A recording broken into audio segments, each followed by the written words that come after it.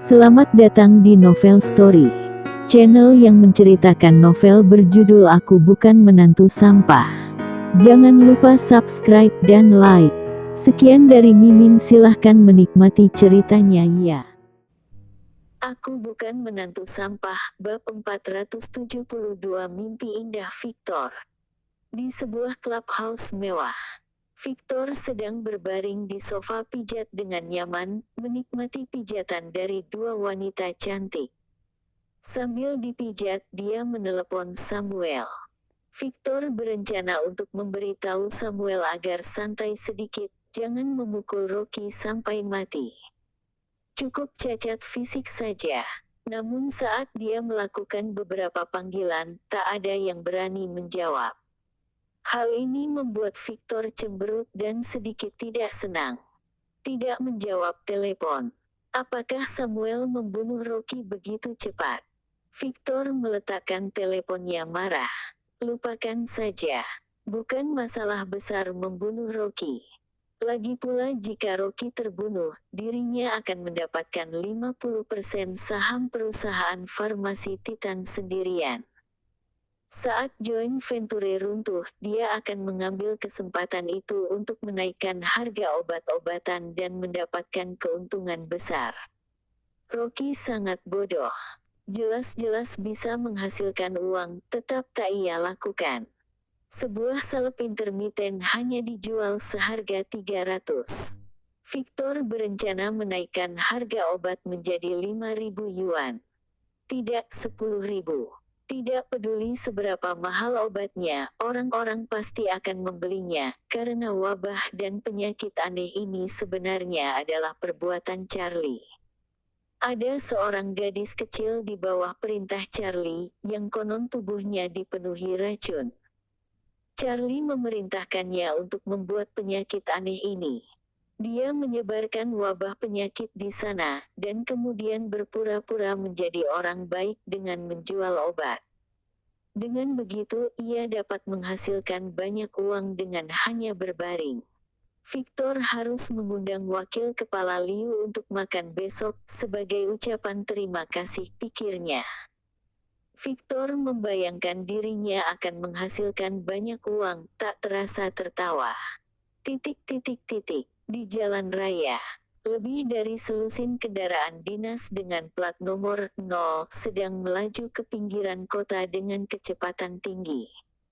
Di barisan mobil kedua, seorang pria kurus berusia 50-an berkeringat tak henti meminta maaf. Maaf, Tuan Wang. Saya benar-benar tidak menyangka, maafkan saya. Saya tidak menyangka Reynard berani membawa orang untuk merebut perusahaan Rocky dengan membawa nama badan. Saya berjanji untuk menangani masalah ini. Sebelum dia selesai berbicara, seorang pria paruh baya bermartabat di sebelahnya dengan tegas menyela. Jerson Liu, kamu akan menanganinya. Apa kamu tahu siapa orang yang kamu provokasi itu? Bahkan atasan pun kaget. Apa yang biasanya kamu lakukan? Hanya makan tapi tak mengurus masalah. Pria kurus itu adalah wakil kepala Liu, bernama Jerson Liu. Dia baru saja menerima telepon dari Kapten Reynard, mengatakan bahwa masalahnya sudah kacau dan dia akan segera pergi ke sana dengan beberapa orang. Namun ketika hendak memanggil seseorang, tiba-tiba seorang pria bermarga Wang menendang pintu lalu masuk menunjuk hidungnya dan memarahinya selama 10 menit. Jerson Liu, bawahan pria bermarga Wang itu, untuk pertama kalinya melihat atasannya sangat marah. Setelah pria bermarga Wang itu selesai memarahi Jerson Liu, ia pun bertanya dengan gemetar, Tuan Wang, siapa sebenarnya Rocky ini? Sialan, kamu masih berani menyebut namanya. Pria bermarga Wang itu berteriak, jangankan kamu, bahkan aku tidak bisa dengan mudah menanyakan hal-hal yang tidak boleh ditanyakan. Gunakan otak babimu untuk memikirkannya. Bahkan Tuan Zhao dari Departemen Farmasi Negara menelepon sendiri dan berkata bahwa orang di atas telah diganggu. Menurutmu, dengan statusmu ini apa kamu pantas bertanya? Selesai mengumpat, dia kembali berkata dengan marah, Tuan Zhao mengurus banyak hal setiap hari. Ia tak mungkin menelepon hanya untuk membicarakan hal-hal sepele seperti ini. Tetapi hanya karena Rocky, Tuan Zhao menelepon ke kantorku dan memarahiku selama lebih dari setengah jam. Jika bukan karena aku adalah bawahan lamanya, aku mungkin sudah dipecat. Ya, Anda benar. Saya salah kali ini. Wajah Jerson Liu pucat pasi. Keringat dingin sebesar kacang membasahi dahinya. Bahkan Tuan Zhao, yang mengawasi obat-obatan di seluruh negeri, secara pribadi menelepon dan memarahi bosnya. Bisa dibayangkan bahwa orang di belakang Menteri Zhao bahkan lebih. Jerson Liu bahkan tak berani memikirkannya lagi. Jika dia bertanya lagi, jangankan posisinya, ia khawatir hidupnya pun tak akan mudah lagi. Pria bermarga Wang berkata dengan wajah masam, jika bukan karena aku adalah bawahan lama Tuan Zhao, kali ini aku pasti sudah hancur. Jerson Liu Gang duduk lemas di kursi, ia terlalu takut untuk berbicara. Tamat sudah.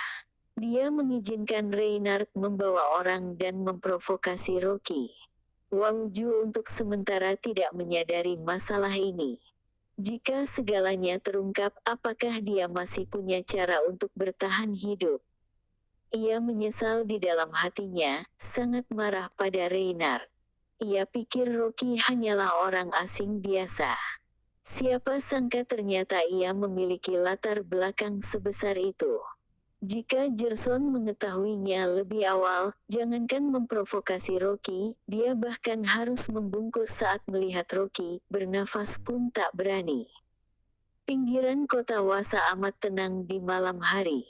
Tiba-tiba, puluhan lampu mobil yang terang benderang menerobos malam, menderu-deru dan melaju kencang.